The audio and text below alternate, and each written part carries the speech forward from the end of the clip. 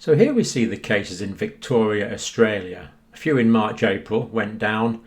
Dramatic increase, July, August.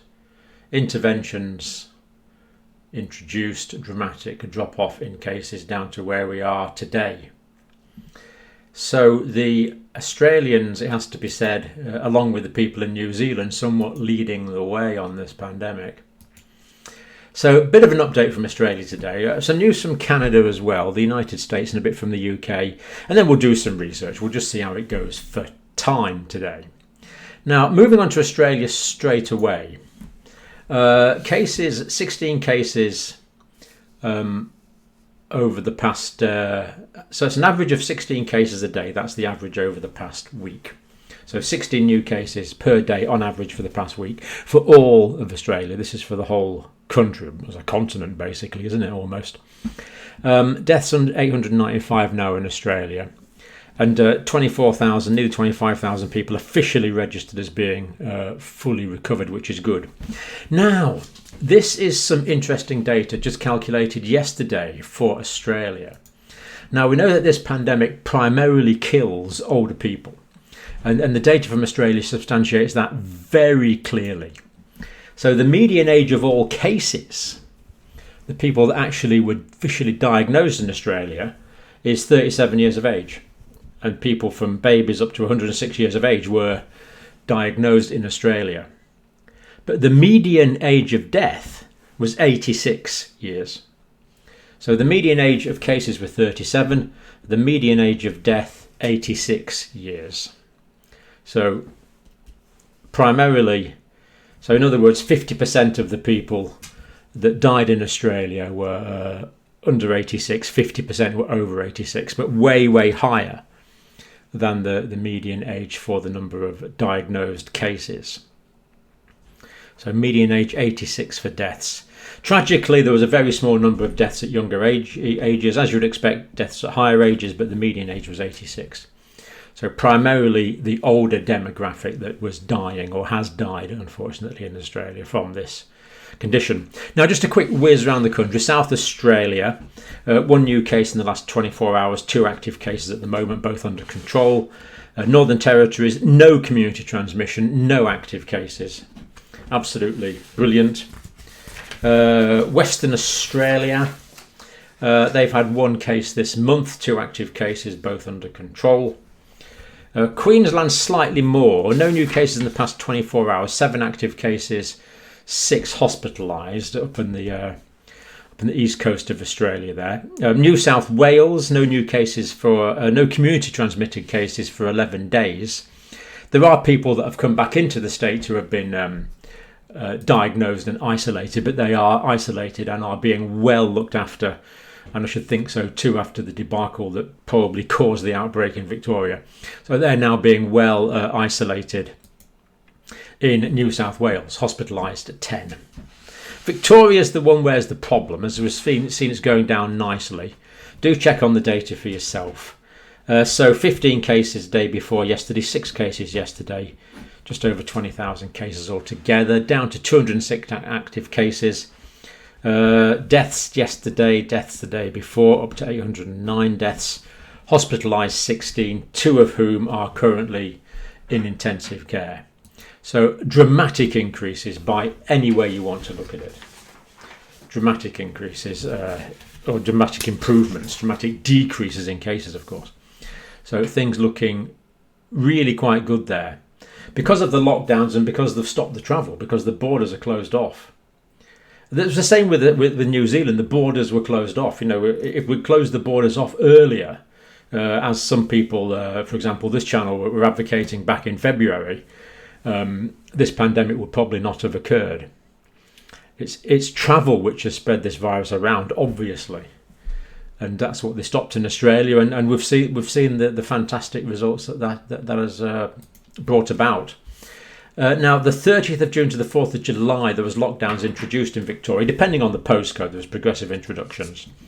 The first easing down from the 3rd step restrictions to the 2nd step restrictions took place on the 27th of September. And they are keeping the situation under review as to when the next reduction in restrictions are going to take place. Now, the second step restrictions are still quite significant restrictions. So basically, most people in Victoria have been under a fair degree of restrictions, July, August, September, and now into October. This has not been easy, but it is working. So they are to be greatly commended. Pity they let the guard down in the first place. As you might recall, what happened was the quarantine hotels were looked after by people who turned out to be corrupt and were abusing their positions of power sexually and, we believe, financially. And that's how the infection started getting out into the community. But once that problem was realised, the measures have been effective. But it just shows that small error of judgment, recruiting these unethical people to look after the quarantine hotels, has meant 3 months of lockdown with the huge economic and social impact that has brought about. And I do hope those people are being prosecuted for their corrupt behaviour. I haven't heard that they are. If you live in Victoria, do let me know. They should really be prosecuted. You know, that their behaviour was completely unacceptable. They put at risk the entire population of Australia, basically, and indeed the world, and caused that huge outbreak in Victoria that has been brought under control, but at huge expense. Now, the vaccine situation in the United States. Well, the stocks of vaccines are actually there, and a lot of people in the United States are impatient to get going, but using a medicine or a vaccine in the States without FDA approval, Food and Drug Administration approval, basically is not going to happen, I wouldn't have thought. So what are they saying? Look it up for yourself. Now, this is a long and complex document. I did read through it this morning, and most of it made sense, shall we say. But it does say at least half of the participants must be followed up for 2 months after their second dose of vaccine. So what it's saying is that at least half of the participants who are given the full course of vaccine must be followed up for at least 2 months to check for efficacy and safety of the vaccine. This is a big delay, and to be quite honest, it wasn't expected, because we had politicians, obviously, you would expect that, but we had senior executives and informed people who are producing the vaccines expecting rollout of vaccines about now, and the FDA has absolutely slammed the door on that. It's going to be another couple of months according to these new FDA guidelines, and I really don't think any pharmaceutical firm in the United States could go against FDA guidelines. I don't think that can happen. So what it means is vaccine at the end of 2020 now, at the earliest, in the United States, because we have to wait for this 2 months. This is what's happened. A lot of people are pretty disappointed. So just a couple of quotes from their site. These recommendations are specific to COVID-19 vaccines, which are complex biological products and are intended to be administered to millions of individuals, including healthy people, to prevent disease. Okay, yeah, they are complex biological products, but we've always known that. Data from phase 3 studies should include a median follow-up, again that number in the middle, the median follow-up, duration of at least 2 months. This was the bombshell. At least 2 months after completing the full vaccination regimen, to help provide adequate information to assess vaccines' benefit-risk profile. So, we're waiting 2 months to follow up the participants in the study, and that means no vaccine in the United States until, I would imagine, at the earliest now, we're looking at December 2020. That's where we're at. Bit of a surprise, but that's where we're at. World Health Organization does point out there is a low public tolerance for vaccine adverse reactions. Vaccines are therefore only licensed when a frequency of severe reactions is very rare.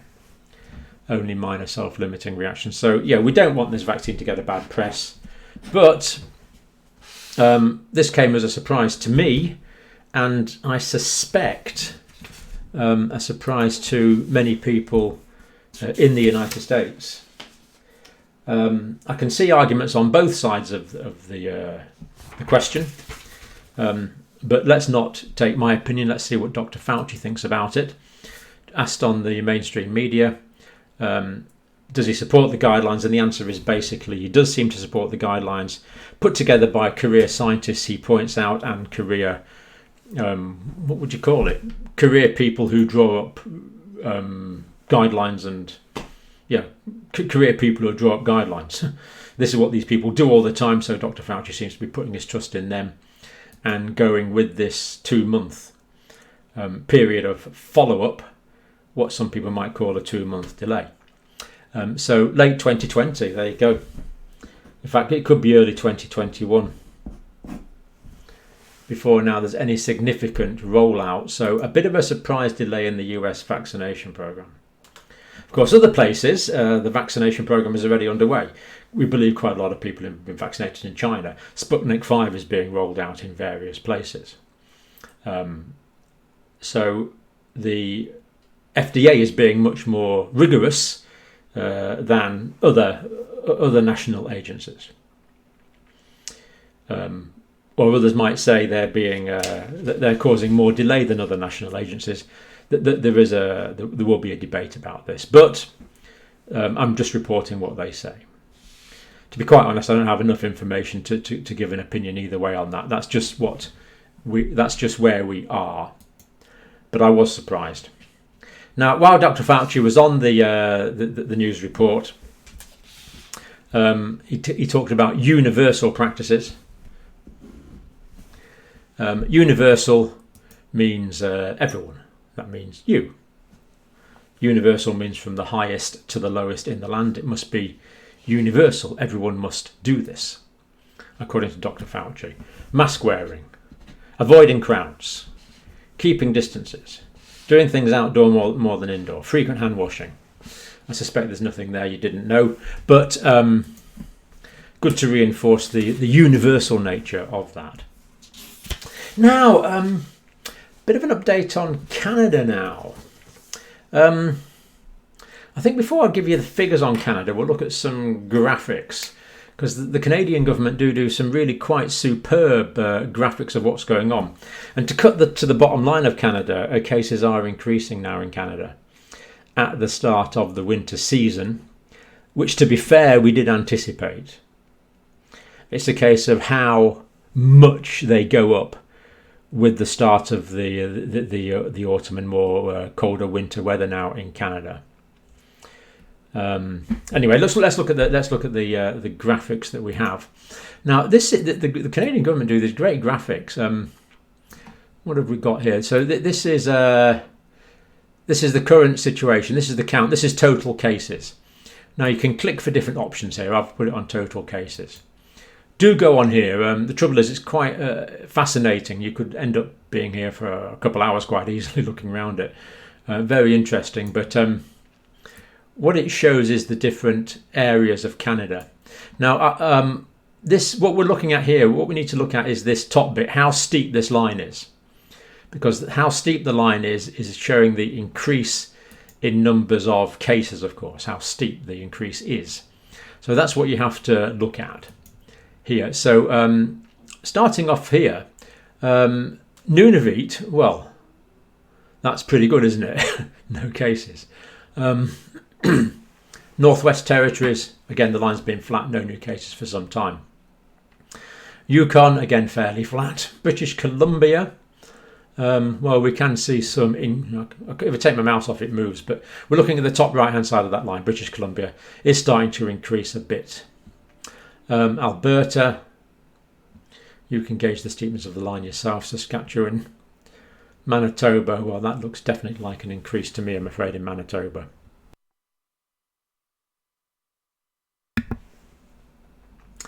Ontario, Quebec, definite kick up there in Quebec, I would say. Increasing cases recently in Quebec. And you can browse around that for yourself. And just while we're on that, fascinatingly, the Canadian government also updates and maintains a map of the whole world, which I did find particularly interesting. So you can carry out a similar analysis globally using the Canadian facility. So here we're on international. There's different options, but this is number of COVID-19 cases. This option here is in the past 14 days. So this is where things are increasing.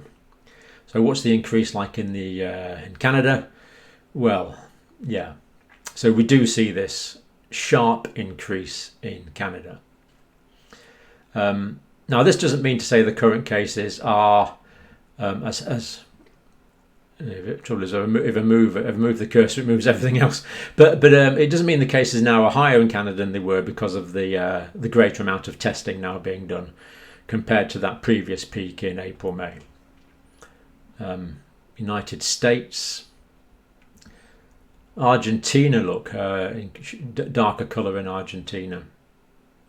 Good to see the light colours in most of sub-Saharan Africa.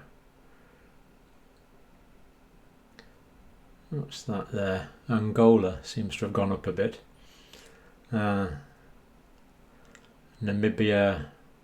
Sorry, I get distracted here. It's just so interesting to look at these. Russia, of course, the data's. We're not sure about the data. Norway, Sweden, Finland. That's interesting. Finland's gone up a bit lately in the past 14 days. Sweden up a bit. Norway up a bit as well. UK, of course, well, say no more. As we've looked at several days, quite dramatic increases in the UK. So I got a bit distracted there. It's so interesting to look around those different. But click on it for yourself. I always post the links, of course, and you can be appraised of the world situation. Now, Canada specifically. Yeah. 2,364 cases in the past 24 hours. Quite an increase. Testing is good in Canada. Active cases 18,000, just under 18,000. Good that they've published the recovered cases, deaths 26 in the past 24 hours. And we've looked at the whole country map and the Canada supplied global map that you can have a look at there. So yeah, excellent data available there from the it must be said that the mostly fully transparent Canadian data. Now, this caught my attention. We have looked at this before briefly, and I've had so many questions about this. I thought I'd just put it in context of Canada. Canada's started clinical trials of tuberculosis vaccine for COVID-19.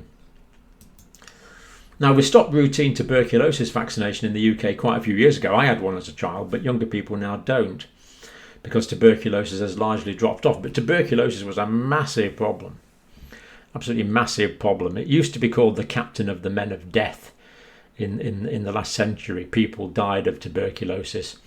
Oh, a lot, way up into the 50s. George Orwell, for example, one of my literary heroes, died of tuberculosis in 1952. As late as that. So tuberculosis has been a massive, massive problem. We won't dwell on the history too much, but it's been a huge problem.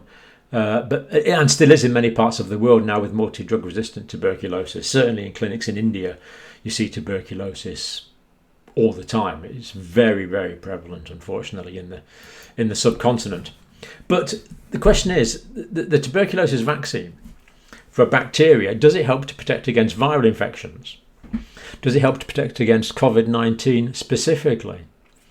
Interesting questions. Is there a level of cross-immunity from tuberculosis vaccination to SARS coronavirus 2? Well, there's some data that intimates there may be. I'm not going to do it in detail, the data, but we'll look at what's going on. Anyway, well-known safety profile of this vaccine. It's been used. It's called the BCG vaccine for tuberculosis. It's been used since 1921. It's cheap. The University Health Network in Toronto is doing some new research on this now, and this is the first Canadian trial of the tuberculosis BCG vaccine. And they are vaccinating 3,600 frontline workers who, of course, are more likely to be exposed than the average, and it is a proper trial. It's placebo controlled. This has got the potential to yield very good quality data. It could well be that the BCG vaccine, for example, gives something like a 40 or 50% protection against COVID-19. Now, if it does, that is well worth having. You combine 50% protection from the BCG vaccine with all your PPE and all the other precautions.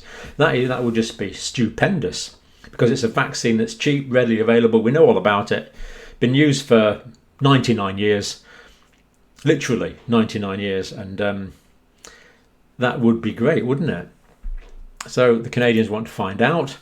Now, there's already trials going on. We haven't had reports yet, but there's trials going on in Asia, Europe and Mexico.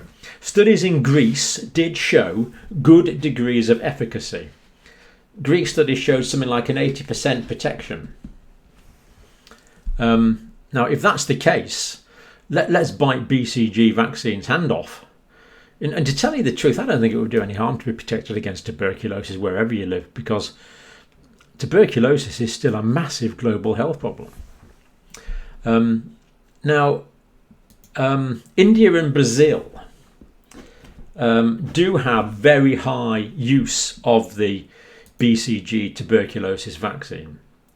A lot of people in India and Brazil are given the vaccine because of the prevalence of tuberculosis in India and Brazil. And yet they both had quite high incidence of COVID-19. So that's is that a bit of an argument against? Probably is a bit of an argument against. So Greece is an argument for, definitely an argument for. India, Brazil don't really tell us too much. Probably an argument against, if anything. Trials going on in Australia, Europe, Mexico, and now Canada. Now, some of these trials should be reported by the end of 2020. The Canadian trial won't report till the end of 2021, 100 years after the vaccine was first used. Now, the United Kingdom, things aren't going too well. There's increasing cases. The real number of increasing cases, well, that's last 24 hours. That's the 24 hours before. COVID symptom tracker app is showing high numbers. Hospitalisation starting to creep up, but creep up is probably the operative term. Now let's just have a look at some of the data from the United Kingdom. So there we go. So this is what's this? This is increasing cases, isn't it? Cases by specimen date. So cases as when they were taken. So obviously there's a delay for the last couple of days as data's not through, and we see this dramatic increase, but that was partly because of the unfortunate circumstances that we looked at yesterday in terms of out-of-date Excel spreadsheets that were being used to collect data inexplicably. But there you go. We looked at that yesterday. So, but having said that, there is still an increase in cases. But what they did was the excess cases, they just sort of bunged them onto the data. So this has got artificially high cases for these days. But yet the cases are increasing. This trend is definitely a real trend. Now, of course, we see the numbers here are way, way higher, the number of cases, than the numbers at the peak of the pandemic in March, April, May, for example. We see the numbers at the moment here appear to be way higher. But, as we've said many, many times, the number of cases in March, April were underestimated by a factor of about 50, and we've given good evidence for that on this channel. So the real number of new cases per day at the time of lockdown, at the end of March, was about 200,000 new cases per day in the UK. So we are nowhere near back up to that. But really, the main reason this matters, the reason we're worried about this disease, is that people get sick. So what we need to look at is the hospitalisation data. So here we have the hospitalisation data from the UK for patients with SARS coronavirus 2. So this was at the peak. Now, unlike the case data, this is accurate. So this was the number of hospitalisations. We know this is accurate. And this is where we are now. We are seeing an increase. So what have we got? United Kingdom patient admitted to hospital, 7-day average, last 7-day average, 414 patients per day admitted with COVID-19 to UK hospitals. And that's the linear graph. That's where we were. That's where we are now. So nowhere near like where we were, but of course we know there's always this delay. This is patients in hospital at the moment as we speak. So here we see 2,441 patients, an average of 2,492 patients in hospital at any one time over the past 7 days. And again, nowhere near where we were. But the trend is up, and of course it's the trend we have to look at, and we're always worried about the lag and delay effect. Patients are in mechanical ventilation beds. Again, slight increase. We're up to, what are we up to now? United Kingdom, mechanical ventilation. 7-day average of 355 people at any one time being mechanically ventilated, as opposed to obviously much larger numbers at that initial peak there. So hospitalisations on the way up, but nowhere near where we were. Nowhere near where we were. But of course there's the delay, as we've said many times, from people getting infected, going through the incubation period, getting sick, having complications, being hospitalised. And we know that many people with this condition do get sick 7, 8, 9, 10 days after they develop symptoms. So anyone who was diagnosed, for example, last Thursday, 6 days ago, such a person should really still be resting. There's a real possibility that they are still infectious and contagious, and unfortunately, because of the delay in complications that can occur with COVID-19, that there can be a deterioration in condition in the second week. And anyone who's in that position, I certainly hope it doesn't happen, but we have to be aware that can happen. Okay, now I was going to do something on long-term complications of COVID-19. I think that's quite long enough for now, though. I think we'll leave it at that. You know, the main thing I feel I've learned from this is the need to close the borders down. This is what worked in Australia. This is what worked in New Zealand. And if we only would stop those flights out of China back in February, when we started talking about a pandemic on this channel, and other people were talking about a pandemic, this whole pandemic could have been avoided, in my view. But just so we could carry on, few people could carry on with their inalienable rights to travel around the world on jet aircraft whenever they wanted to, when they wanted, if they wanted to. Just so that could carry on for a few more weeks. We are now paying the price for that. So anyway, we are where we are at. Let's go forward into this winter, practicing all the universal precautions that Dr. Fauci kindly reminded us of. Thank you for watching this video, as always. Always great to have you.